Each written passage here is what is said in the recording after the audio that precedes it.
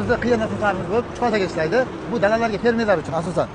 Bular tanlashda suv qancha bor yo'qligiga birinchi o'rinda. Kattalarni katta kanallarga, katta izbroslarga qo'yiladi. Bu ko'p gektarli yerlarga qo'yiladi.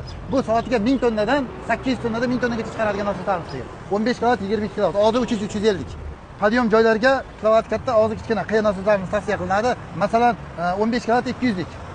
Podiyom balandligi bizga 27 metr tikka vысотagacha ko'tarib beradi. Agar to'kdan ekonom qilamiz desak, podiyom past bo'ladigan bo'lsa 15 kilovat.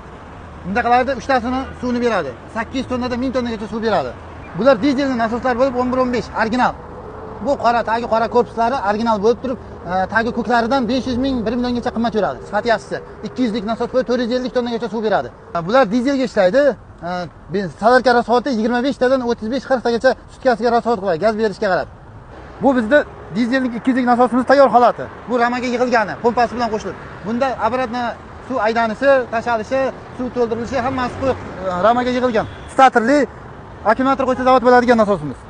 Podiyomga ham chiqarib beradi, suvni ham ko'p chiqarib beradi. 100 lik dizel bo'ladi, 186 motor bo'ladi. Kapriz emas, ishlash yaxshi.